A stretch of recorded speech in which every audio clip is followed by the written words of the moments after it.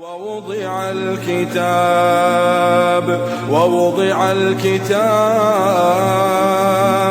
فترى المجرمين مشفقين مما گزشتہ جمعے ہم نے مصیبتوں کے آنے کے دو اسباب بیان کیے تھے۔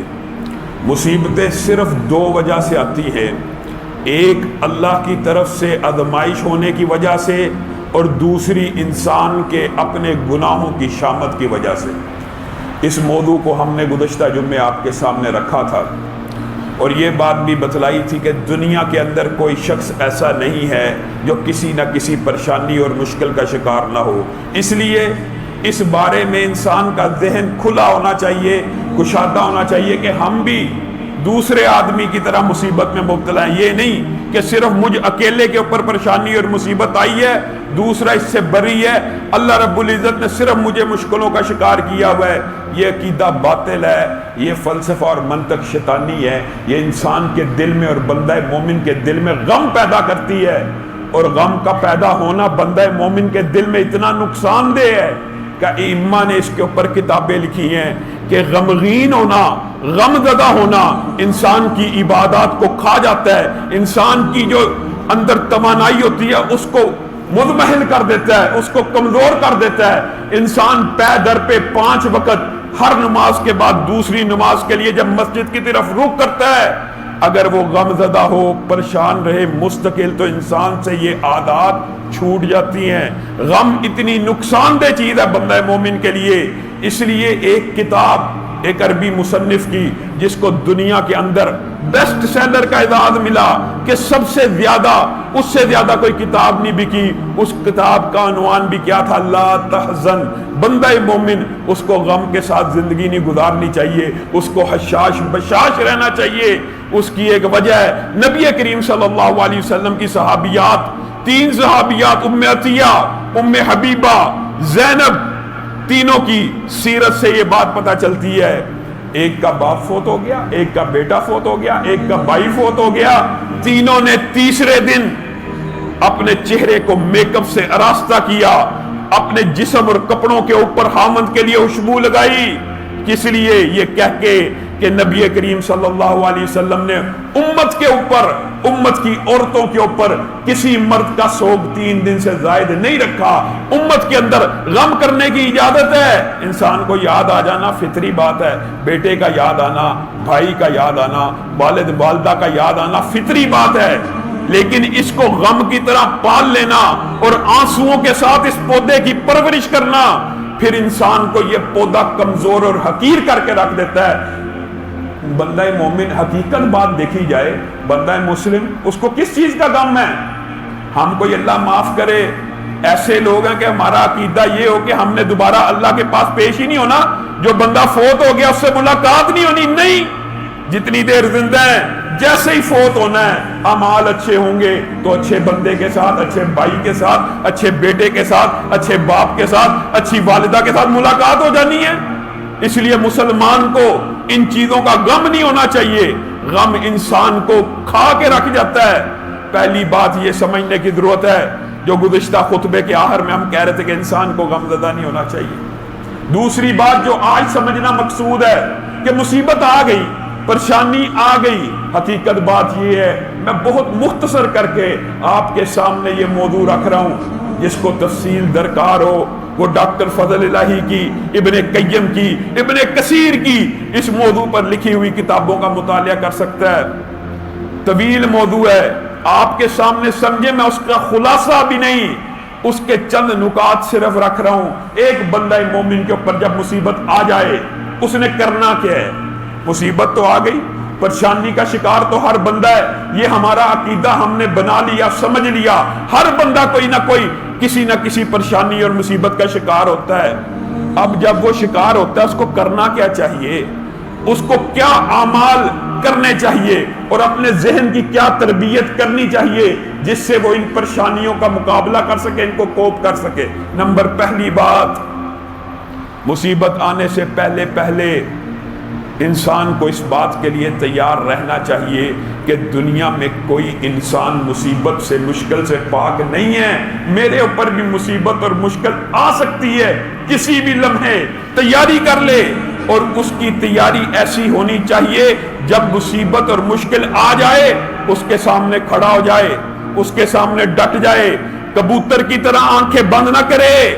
یہ عجیب معاشرے کے اندر یہ اسلام کے بھی خلاف ہے, عقل کے بھی خلاف ہے, منطق کے بھی خلاف ہے کہ انسان مصیبت اور پریشانی کا شکار ہو جائے, بجائے یہ کہ اس پریشانی اور مصیبت کے سامنے کھڑا ہو, اس کا مقابلہ کرے, اس کے سامنے ڈٹ جائے, جو قوانین قرآن و سنت میں موجود ہے ان کو بروئے کار لائے. نہیں, پریشانی آ گئی ہے, گھر میں گھس گیا ہے, ڈپریشن ہو گیا ہے, ڈاکٹروں کے پاس چل دیا ہے, اب دوائیاں کھا رہا ہے, اب نیند کی گولیاں کھا رہا ہے. کیا پریشانی کا مقابلہ بندہ مومن ایسے کرتا ہے؟ کیا بندہ مومن کی یہ شان ہے کہ مصیبت اور پریشانی آئے لیگزوٹانل والیوم 5 فلاں گولی لے کے پریشانی دور کر رہا ہے؟ اللہ کی قسم, یہ جو سارے کا سارا عقیدہ ہے یہ مادیت پرستی کا ہو سکتا ہے, یہ سیکولرزم اور الہاد کا ہو سکتا ہے. بندہ مومن مصیبت اور مشکل کی تیاری ایسے کرتا ہے جیسے رسول اللہ صلی اللہ علیہ وسلم نے اس کو مصیبتوں کے سامنے ڈٹ جانے کی تلقین کی ہے. اسی لیے پہلا جو جھٹکا مصیبت کا, اللہ رب العزت نے اس کا ذکر کلام حمید میں خود کیا اسی آیت کے اندر. اذا اصابتہم مصیبہ, جیسے ہی کوئی مصیبت آ جاتی ہے پہلا لفظ زبان کے اوپر کیا ہونا چاہیے؟ قالو انا للہ.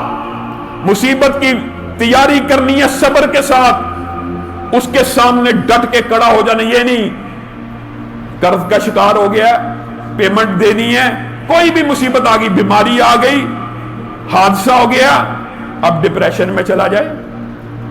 یہ فلسفہ غلط ہے. اس کے سامنے ڈٹ جانا ہے. سب سے پہلے مصیبتوں کی اچھی طرح تیاری کر لینی ہے ہر بندے نے کہ کسی بھی وقت آزمائش یا گناہوں کی شامت کی وجہ سے مصیبت آ سکتی ہے, میں نے اس کے سامنے سیدھا سفر رہنا ہے. اور پہلا ڈائلاگ جو منہ سے ادا ہونا چاہیے اس کے اندر ایک عقیدہ ہے. کیا ہونا چاہیے؟ کہ ہر چیز کا مالک, ہر چیز کی ملکیت, ہر چیز کا حقیقی وارث تو اللہ ہے. کوئی چیز مجھ سے چلی گئی میری تھوڑی تھی. انا للہ پہلا لفظ انسان کے عقیدے کو کھولنے کے لیے کافی ہے. انا للہ, ہر چیز تو اللہ ہی کی ہے. میں کون ہوں؟ یہ میرے ہاتھوں کی کمائی اگر تھی تو یہ ہاتھ بھی تو رب نے دیے. اگر برین سے کمایا ہے یہ دماغ بھی تو رب نے دیا. اگر بھائی چلا گیا, بیٹا چلا گیا, والد چلے گئے, والدہ چلی گئی, کیا ہوا؟ آیا کہاں سے تھا؟ انا للہ. ہر چیز کی ملکیت کا عقیدہ اگر بندے کا یہ ہو جائے نا, ہر چیز اللہ ہی کی ملک ہے اور اللہ ہی کے لیے رہ جانی ہے. وَلِلَّهِ مِيرَاثُ السَّمَاوَاتِ وَالْأَرْضِ. بتائیے, میں کہہ رہا ہوں, مولوی کہہ رہا ہے, اللہ کہہ رہا ہے. اِنَّا لِلَّهِ کے ساتھ اگر آپ اس آیت کو ملا لیں کتنا کھلا اور واضح عقیدہ ہے. پہلی بات, اِنَّا لِلَّهِ, ہر چیز کا مالک حقیقی رب تعالیٰ ہے. تو اور میں کون ہے؟ تیری اور میری ملکیت تو 60 70 100 سال کی ہے. اس ملکیت کے چھن جانے کے اوپر غم کر رہا ہے بے وقوف. تو بندہ مومن ہے, تو مسلمان ہے, تیرا یہ کیا عقیدہ ہے؟ اللہ کہہ رہا ہے وَلِلَّهِ مِيرَاثُ السَّمَاوَاتِ وَالْأَرْضِ. اوے بندہ مومن, یہ دنیا کے اندر جتنا سونا چاندی جو تجھے کافروں کے پاس ہیرے جواہرات, یہ انبار مال و دولت کا نظر آ رہا ہے. وَلِلَّهِ مِيرَاثُ السَّمَاوَاتِ وَالْأَرْضِ. ایک دن ایسا آنا ہے ان میں سے کوئی دنیا پہ نہیں ہونا جتنا سونا اللہ نے دنیا میں نازل کیا اتنا ہی رہ جانا ہے, اسی دنیا میں رہ جانا ہے. اور اس کا حقیقی وارث کون ہے؟ اللہ رب العزت. ملک بھی اللہ کی, وارث بھی اللہ ہی ہے. کس چیز کے چھن جانے کا غم ہے؟ کیا ہو گیا ہے؟ اللہ کی قسم, یہ جو غم ہوتا ہے یہ انسان کو کئی مرتبہ ڈپریشن, کئی مرتبہ الہاد, کئی مرتبہ اللہ معاف کرے اللہ سے ہی دور کر دیتا ہے. انسان کے منہ سے ایسے جملے نکلنا شروع ہو جاتے ہیں کہ یار اللہ رب العزت کے سامنے اتنی اطاعت کی, اللہ کی اتنی بندگی بجا لایا, اللہ کے لیے انفاق کیا, اللہ کے لیے عمرے حج کی, یہ مصیبتیں ختم نہیں ہوتی. کیا ہو گیا؟ یہ ڈائلاگ ایمان کو ضائع کر دینے کے مترادف ہے، بندے کی نیکیوں کو تباہ کرنے والا ہے۔ انا للہ، پہلا لفظ یہ ادا ہونا چاہیے، ملک حقیقی اللہ رب العزت کی ہے، وَإِنَّا إِلَيْهِ رَاجِعُونَ، اور یہ جو میری چیزوں کا مالک صرف رب نہیں ہے، ہم نے بھی اللہ ہی کی طرف لوٹ کے جانا ہے۔ ہم کون سا اللہ کی ملکیت سے باہر ہیں؟